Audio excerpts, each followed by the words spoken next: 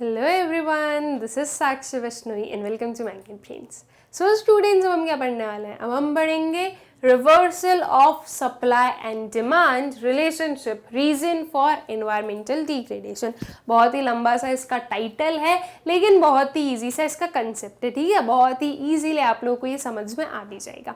ये जो हमारा टॉपिक है स्टूडेंट्स, ये हमारे कौन से चैप्टर का पार्ट है? तो ये हमारे पार्ट है chapter number 9 of your Indian economic development, environment and sustainable development. ठीक है, देखो इसके पहले वाले लेक्चर में हम लोगों ने कुछ रीजंस पढ़े थे इन्वायरमेंटल क्राइसिस के। ठीक है, आई होप सो वो जो रीजंस हैं वो आप लोगों को क्लियर होंगे। ये जो पर्टिकुलर टॉपिक है स्टूडेंट्स हमारा reversal of supply demand relationship, ये भी एक रीजन ही है आपके इन्वायरमेंटल क्राइसिस का। ठीक है, यहाँ पर बोला है reason for environmental degradation. So environmental degradation का मतलब क्या है? क्या कि इन्वायरमेंट जो है वो डिग्रेड हो रहा है, इन्वायरमेंट की जो क्वालिटी है वो लो हो रही है, वो होगा आपके इन्वायरमेंट डिग्रेडेशन का मतलब, राइट। तो बस यही जो है ये हम थोड़ा सा लिंक कर सकते हैं कि ये जो है reversal of supply demand relationship जो है वो आपके इन्वायरमेंटल क्राइसिस का ही एक रीजन है। ठीक है, तो अब जब ये उसका रीजन है तो इसको हम अलग से क्यों पढ़ रहे हैं? उसी टॉपिक में या उसी पर्टिकुलर वीडियो में हमने इसे इंक्लूड क्यों नहीं किया? देखो बिल्कुल कर सकते थे, कोई उसमें हम ये बोलेंगे कि उसमें कुछ भी रॉन्ग नहीं अगर हम उसे उसमें ही इंक्लूड करते तो, लेकिन ये थोड़ा सा आई शुड से देखने में ट्रिकी बट बहुत ही सिंपल सा टॉपिक है। तो ये कुछ थोड़ा इंपॉर्टेंट टॉपिक है जो कि आप लोगों को पता भी होना चाहिए कि ये क्या है, क्या होता है, क्या नहीं होता है, पहले क्या होता था, अब क्या होता है, जिसके थ्रू आप लोग अच्छे से एक एक चीज को समझ सकते हो। तो इसीलिए मैंने इस पर्टिकुलर पॉइंट को हमारे जो है एक वीडियो में, एक सेपरेट वीडियो में जो है वो आप लोगों के लिए प्रेजेंट किया है ताकि आप लोग इजीली समझ सकें। ठीक है, अब चलिए जो सारी बातें हैं वो तो हो गई, अपना जो टॉपिक है उस पर आते हैं वापस। Reversal of supply and demand relationship. क्या हमें इससे समझ में आ रहा है कि जो सप्लाई डिमांड का रिलेशनशिप है उसमें रिवर्स हो गया? ठीक है, जैसे कि एग्जाम्पल लो, हम बोल रहे हैं सप्लाई जो है वो ज्यादा है और डिमांड जो है वो कम है किसी भी चीज की। ठीक है, XYZ किसी भी चीज की हम बोल रहे हैं कि सप्लाई ज्यादा है और डिमांड कम है। अब अगर मैं बोल रही हूँ कि ये जो सप्लाई डिमांड का रिलेशनशिप है इसमें रिवर्सल हमें देखने को मिल रहा है, इसमें हम जो है रिवर्स पैटर्न देख रहे हैं, तो वो क्या होगा कि डिमांड जो है वो ज्यादा हो गई और सप्लाई जो है वो कम हो गई, राइट। ये रिवर्स होगा। ठीक है, तो अब इस पर अगर हम वापस आए तो ये जो reversal of supply demand relationship है ये क्या है? ये है एक रीजन आपके इन्वायरमेंट डिग्रेडेशन का, मतलब कि इन्वायरमेंट की क्वालिटी लो होने का ये एक रीजन है। ठीक है, अब ये रीजन कैसे है ये समझते हैं। देखो पहले की हम बात करें, आज से कुछ डिकेड्स पहले की हम बात करें तो हमारा इन्वायरमेंट बहुत अच्छा हुआ करता था। ठीक है, देखो हमारी जो जनरेशन है स्टूडेंट्स, उसने तो अपना जो इन्वायरमेंट है वो थोड़ा सा हम बोलेंगे कि बैड क्वालिटी ऑफ इन्वायरमेंट ही देखा है हम लोगों ने, लेकिन जो हमारे पेरेंट्स हैं उन्होंने एक बहुत ही अच्छा इन्वायरमेंट भी देखा और आज की डेट का जो खराब इन्वायरमेंट है वो भी देखा है।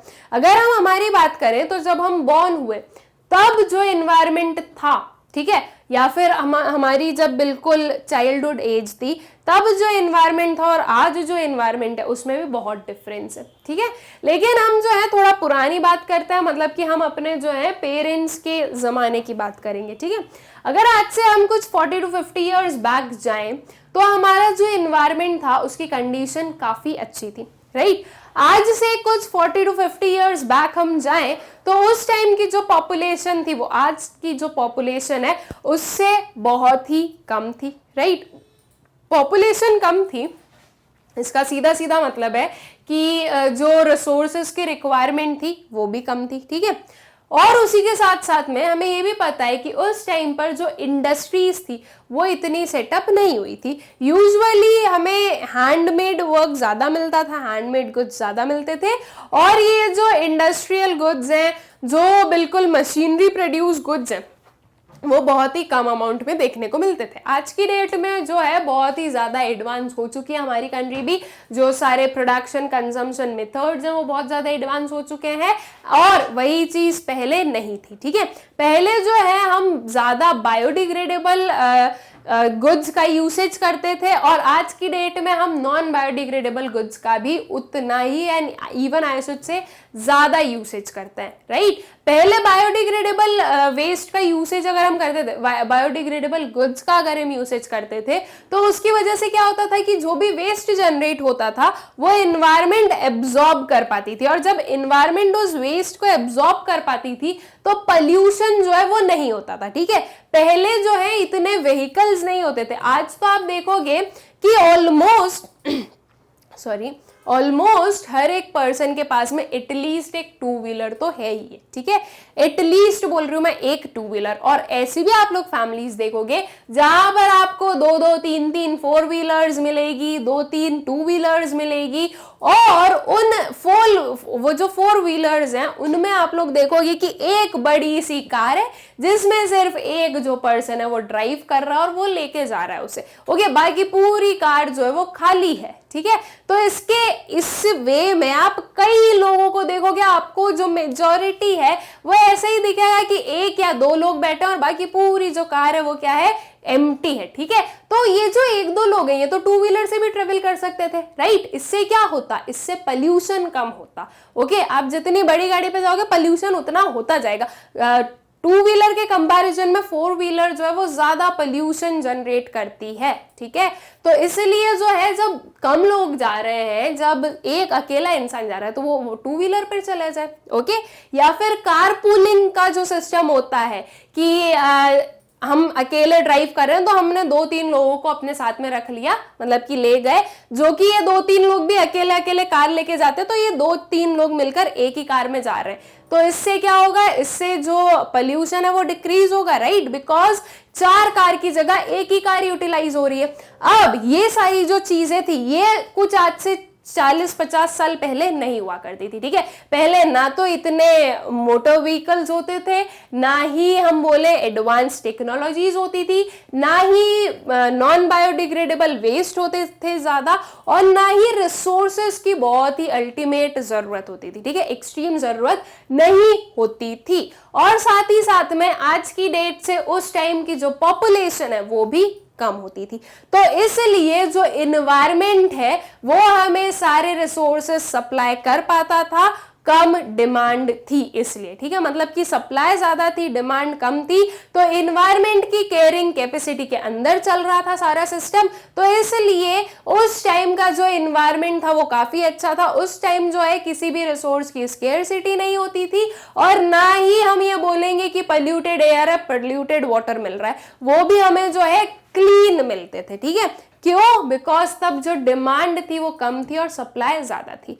आज की डेट में ये जो सिचुएशन है ये रिवर्स हो चुकी है। आज की डेट में हो गई है डिमांड ज्यादा और हो गई है सप्लाई कम, इसलिए जो इन्वायरमेंटल क्राइसिस है, इसीलिए जो इन्वायरमेंटल डिग्रेडेशन है ये बढ़ता जा रहा है। Okay, so in the past demand was less than supply, बहुत ही ऑब्वियस सी चीज है जो कि मैं आप लोगों को एक्सप्लेन कर चुकी हूँ। Pollution was with in the absorptive capacity of the environment, जो पोल्यूशन होता था वो इन्वायरमेंट की एब्जॉर्प्टिव कैपेसिटी के अंदर होता था, मतलब कि जो पोल्यूशन हो रहा है, जो वेस्ट का जनरेशन हो रहा है, वो इन्वायरमेंट की एब्जॉर्प्टिव कैपेसिटी के अंदर है। इन्वायरमेंट जो है वो उसे एब्जॉर्ब कर पा रहा है, इसलिए हमें जो हम बोलेंगे कि इन्वायरमेंट है वो क्लीन मिल रहा है। ठीक है, और वही चीज अगर हम आज की डेट में देखें तो आज की डेट में जो पोल्यूशन है वो इसकी इन्वायरमेंट की जो एब्जॉर्प्टिव कैपेसिटी है उससे कहीं ज्यादा है। Okay, rate of resource extraction was less than the rate of regeneration of these resources। ठीक है, जो रेट ऑफ एक्सट्रैक्शन था वो कम था, किससे, रेट ऑफ रीजनरेशन से। मतलब कि देखो सिंपल सी चीज है, हमें वुड की जरूरत है, हमें क्या करना पड़ेगा, ट्री कट करना पड़ेगा। लेकिन उस टाइम पर ट्री जो है वो बहुत ज्यादा थे और उस टाइम पर ग्रीनरी बहुत ज्यादा थी, बिकॉज इतना अपग्रेडेड हमारी कंट्री थी नहीं, पॉपुलेशन भी कम थी, तो हमें ज्यादा स्पेस की जरूरत भी नहीं थी। और जो पुराने लोग थे वो ऐसे ट्री प्लांटेशन वगैरह करते भी थे बिकॉज वो उन्हें सही भी लगता था। ठीक है, आज की डेट में भी वो सही है, लेकिन आज की डेट में जो हर एक पर्सन है वो खुद रिस्पॉन्सिबिलिटी नहीं लेना चाहता है। सब ये सोचते हैं कि हमारे एक के करने से क्या हो जाएगा। भाई एक एक करोगे तब जाकर जो है चेंजेस आ सकेंगे। ठीक है, अगर हर एक पर्सन यही सोचेगा एक के करने से क्या होगा, तो कोई कभी मूव ही नहीं ले पाएगा, राइट। तो उस टाइम पर जो है रिसोर्स का एक्सट्रैक्शन कम होता था रिसोर्स के रीजनरेशन से। ठीक है, प्रॉपर क्लाइमेट होता था उस टाइम पर, बिकॉज जो इन्वायरमेंट है वो सही था। ठीक है, जो इन्वायरमेंट है उसकी कंडीशन गुड थी, इसलिए जो हम बोलेंगे कि जो क्लाइमेट थे वो भी सही थे। सही टाइम पर सही बारिश होती थी, सही टाइम पर जितनी गर्मी होनी चाहिए वो होती थी, जितनी ठंडी होनी चाहिए वो होती थी। ऐसा नहीं है कि बहुत एक्सेसिव ठंड या गर्मी हो रही है या बहुत ही कम हो रही है या बारिश जो है वो बहुत एक्स्ट्रा में हो रही है या कहीं हो ही नहीं रही, ऐसा केस नहीं होता था। जो एक प्रॉपर क्लाइमेट था वो मेंटेन्ड था, बिकॉज हर एक चीज जो थी वो एनवायरमेंट की केयरिंग कैपेसिटी के अंदर चल रही थी। और जब तक एनवायरमेंट को हम हार्म नहीं पहुंचाएंगे तब तक एनवायरमेंट हमें हार्म नहीं पहुंचाएगा। ठीक है, और एनवायरमेंट को हार्म पहुंचाने का मतलब सीधा सीधा ये है कि एनवायरमेंट की जो केयरिंग कैपेसिटी, एनवायरमेंट की जो एब्जॉर्प्टिव कैपेसिटी है, उससे बाहर कोई काम करना। ओके, तो उससे बाहर अगर हम कोई काम नहीं करेंगे तो अल्टीमेटली क्या होगा, जो प्रॉपर हम बोलेंगे कि जो प्रॉपर एनवायरमेंट है वो मेंटेन्ड था। ठीक है, ये था कुछ हमारे पास्ट की बातें, 40-50 साल पहले की बात कर रहे हैं हम। ठीक है, as a result environmental problems did not arise, तो तब जो है एनवायरमेंटल प्रॉब्लम्स अराइज नहीं हुई। लेकिन हम आज की बात करें, presently demand is more than supply. क्या हो रहा है, जो डिमांड है वो सप्लाई से ज्यादा हो रही है। ठीक है, तो अब जब सप्लाई से ज्यादा है डिमांड, तो ऑब्वियस सी चीज है, ये बहुत ही ऑब्वियस है इसे देखना, कि जब उतनी सप्लाई हम कर ही नहीं सकते, ठीक है, तो इन्वायरमेंटल प्रॉब्लम्स तो आनी ही है। जितनी हमें वाटर की जरूरत है उतना वाटर हमें इन्वायरमेंट दे ही नहीं सकता, तो ये जनरेट हुआ एक क्राइस। ठीक है, सप्लाई डिमांड मैच नहीं कर पाई, ये क्या हुआ, ये हुआ एक क्राइस। ठीक है, सो ये जो आपका डिमांड ज्यादा हो रही है, सप्लाई कम हो रही है, तो ये कुछ इन्वायरमेंटल क्राइसिस राइज कर रही है। ठीक है, in the present period the demand for resources is in far excess of supply, that is demand is beyond the rate of regeneration of the resources। ठीक है, डिमांड जो है वो रीजनरेशन के रेट से बहुत आगे है। हमें ट्रीज चाहिए, ठीक है, नहीं हमें वुड चाहिए, या मैं बोलूं कि हमें जो है फॉरेस्ट अगर क्लीन करना है, अगर हमें उस फॉरेस्ट को उस फॉरेस्ट को एज एन लैंड कन्वर्ट करना है, वहां पर हमें रेसिडेंशियल एरिया बनाना है, तो उसके लिए हमने जो है ट्रीज कट करे। ठीक है, क्या कट किए, ट्रीज कट किए, पूरा का पूरा जो फॉरेस्ट है वो कट कर दिया। अब इसको कट करने से क्या हुआ, जो ग्रीनरी है, जो ट्रीज है, उनकी क्या हुई, स्केर्सिटी हुई, right.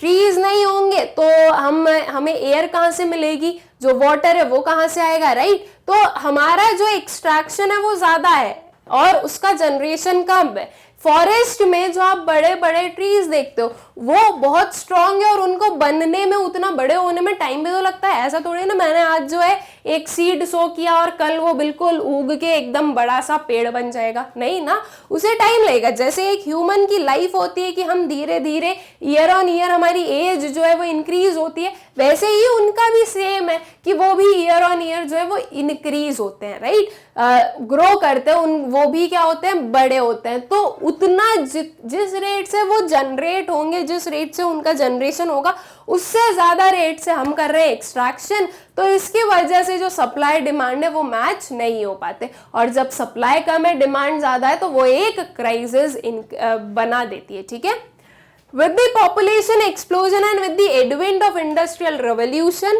the pressure on the absorptive capacity of the environment has increased tremendously। ठीक है, जो पॉपुलेशन एक्सप्लोजन हुआ है, जो पॉपुलेशन बहुत ज्यादा इंक्रीज हो गई है, तो जब पॉपुलेशन इंक्रीज हुई तो रिसोर्सेज की जो जरूरत है वो भी इंक्रीज हुई, राइट। जैसे कि जब पॉपुलेशन इंक्रीज हुई तो जो वाटर की जरूरत है वो बढ़ी, है ना। पहले जब कम पॉपुलेशन थी तो कम पानी की जरूरत थी, अब ज्यादा पॉपुलेशन है तो ज्यादा पानी की जरूरत है, ठीक है। तो इसी वे में जैसे जैसे पॉपुलेशन बढ़ेगी वैसे वैसे रिसोर्सेज की जो डिमांड है वो इंक्रीज होगी, ठीक है। अब पॉपुलेशन बहुत बढ़ रही है, साथ ही साथ में इंडस्ट्रियल सेटअप जो है वो बढ़ रहा है, इंडस्ट्रियल रिवोल्यूशन जो है या हम बोले इंडस्ट्रियल डेवलपमेंट जो है वो होता जा रहा है। तो अब जब इंडस्ट्रीज बन रही है तो इंडस्ट्रीज को चाहिए लैंड सबसे पहले, तो उसके बाद में इंडस्ट्रीज जो है वो air pollution, water pollution generate कर रही है डिफरेंट काइंड का, ठीक है। तो ये जो डिफरेंट डिफरेंट पोल्यूशन जनरेट कर रही है ये एनवायरमेंट के अगेंस्ट वर्क कर रहा है, ठीक है। तो जो एनवायरमेंट के जो रिसोर्सेज हैं वो डिग्रेड हो रहे हैं, एनवायरमेंट की जो कंडीशन है वो डिग्रेड हो रही है। तो ये जो आपका डिमांड सप्लाई है इसमें चेंजेस होने की वजह से, पॉपुलेशन एक्सप्लोजर होने की वजह से क्या हो रहा है, ये हमें काफी चेंजेस देखने को मिल रहे हैं। हमें देखने को मिल रहा है कि एनवायरमेंटल क्राइसिस जो है वो जनरेट हो रहे हैं, ठीक है। We are now faced with increased and for environmental resources. ये डिमांड होगा students, I am so sorry वहां पर थोड़ी सी मिस्टेक हो गई है, this would be demand. So with increased demand for environmental resources and services but their supply is limited due to overuse and misuse, ठीक है। तो आज की डेट में हम क्या देख रहे हैं कि डिमांड जो है वो बहुत बढ़ रही है लेकिन उनकी सप्लाई उतनी नहीं हो रही because of over use and miss use. हम जो है एक्स्ट्रा यूज कर रहे हैं या हम जो है वेस्ट कर रहे हैं। जैसे कि वाटर जो है, मैं वाटर का एग्जाम्पल बार बार इसलिए ले रही हूँ बिकॉज वो बहुत ही ईजी एग्जाम्पल है जिसके थ्रू आप बहुत ही ईजिली समझ सकते हो। तो जो वाटर है स्टूडेंट्स उसका हम जो है उसे हम यूज कर रहे हैं, हम यूज कर रहे हैं तब तक ठीक है, लेकिन हम जो है उसे वेस्ट ज्यादा कर रहे हैं, ठीक है। बहुत वाटर वेस्ट करते हैं, हमारी जो पूरी कंट्री है बहुत सारा वाटर वेस्ट करती है, ठीक है। तो ये जो वाटर हम वेस्ट कर रहे हैं वो किसी काम का नहीं हो रहा है और जो डिमांड है वो तो बढ़ती जा रही है। तो अल्टीमेटली ये जो वाटर की डिमांड सप्लाई है ये क्या होगी, मिसमैच देखने को मिलेगा। और सेम वे में जो सारे रिसोर्सेज हैं उनमें हमें एक मिसमैच देखने को मिलेगा, ठीक है। तो जब डिमांड बहुत ज्यादा हो रही है, सप्लाई नहीं हो पा रही उतनी, तो वो एक एनवायरमेंटल क्राइसिस जनरेट करता है। Hence, the environmental issue of waste generation and pollution have become critical today. और इसीलिए जो environment का issue है, environmental issue है क्या, वेस्ट जनरेशन का और पोल्यूशन का, वो क्रिटिकल हो गया है, ठीक है। मतलब कि ये बहुत ही ज्यादा हम बोलेंगे जरूरी और ये एक बहुत ही बड़ा इशू बन गया है कि जो एनवायरमेंट है वो वेस्ट जनरेट जो एनवायरमेंट है वो ये जो जनरेटेड वेस्ट है उसे एब्जॉर्ब नहीं कर सकती बिकॉज उसके एब्जॉर्प्टिव कैपेसिटी के बाहर चल रहा है। आज की डेट में हमें इस एनवायरमेंट में lots of waste and lots of pollution देखने को मिलता है, ठीक है। तो आई होप कि ये जो हमारा टॉपिक था reversal of supply demand relationship, reason for environmental degradation, ये आप लोगों को क्लियर हो गया होगा कि ये जो डिमांड सप्लाई रिलेशनशिप का रिवर्स हो रहा है ये एनवायरमेंट डिग्रेडेशन में कैसे लीड कर रहा है, ठीक है। नाउ एक और चीज समझ लीजिए और वो ये है कि आपको मैग्नेट ब्रेन्स की वेबसाइट से जो वीडियोस है वो कैसे एक्सेस करना है। बहुत ही सिंपल सी प्रोसीजर है, गूगल ओपन करना है, उस पर आपको टाइप करना है magnetbrains.com, ठीक है। या आपको सर्च करना है तो आपका जो वेबसाइट है वो ओपन हो जाएगी। अब इसे स्क्रॉल कीजिएगा स्टूडेंट्स, जैसे आप स्क्रॉल करोगे तो आपको कुछ ये देखने को मिलेगा। यहाँ पर आप लोग देख सकते हो क्लास 12th से लेकर क्लास 1st तक के ऑप्शंस है हमारे पास में, ठीक है। जिस भी क्लास का वीडियो आपको देखना है उस पर क्लिक करें और उसकी जो भी प्लेलिस्ट है वो सारी आपके सामने विजिबल हो जाएगी। जैसे कि क्लास 12th हमारे सामने ओपन है तो क्लास 12th की जितनी भी प्लेलिस्ट है ये सारी हमारे सामने दिख रही है आपको, ठीक है। अब इसमें इकोनॉमिक्स के कैसे फाइंड आउट करने ये समझ लीजिए। ये क्लास 12th इकोनॉमिक्स हमें विजिबल है, यहाँ पर एक ऑप्शन है वॉच नाउ का, ठीक है। इस वॉच नाउ पर क्लिक करें, इस पर क्लिक करने से कुछ ये ओपन होगा। अब यहाँ हम देख सकते हैं वॉच चैप्टर वाइज वीडियोस, ठीक है।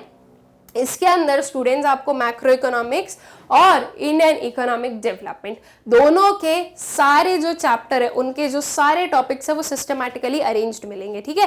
पहले मैक्रो इकोनॉमिक्स कवर होगा और फिर उसके बाद में जो इंडियन इकोनॉमिक डेवलपमेंट है वो कवर होगा। सो मैक्रो इकोनॉमिक्स का मान लीजिए हमारा जो चैप्टर 1 है इंट्रोडक्शन, उसका ओवरव्यू हमें पढ़ना है, तो हम कैसे पढ़ेंगे? इस चैप्टर 1 इंट्रोडक्शन पर क्लिक करना है, इस ओवरव्यू पर क्लिक करना है, इस ओवरव्यू पर क्लिक करने से जो हमारा वीडियो है वो प्ले हो जाएगा। इस वीडियो के यहाँ पर डाउन साइड आप देख सकते हो नेक्स्ट वीडियो का ऑप्शन है। इफ आपको इसके नेक्स्ट वाला वीडियो देखना है तो इस पर क्लिक करें, इफ नेक्स्ट नहीं देखना है कुछ और देखना है तो यहाँ से कैंसिल करें। कैंसिल करने से जो हमारा वापस होम पेज है वेबसाइट का वो ओपन हो जाएगा, ठीक है। फिर से सेम प्रोसीजर और इसी वे में जो है आप किसी भी क्लास के किसी भी सब्जेक्ट के किसी भी वीडियो को बहुत ही इजीली एक्सेस कर सकते हो। आई होप सो ये आप लोगों को क्लियर हो गया होगा और ये जो हमारा टॉपिक था ये भी आप लोगों को अच्छे से क्लियर हो गया होगा। Thank you.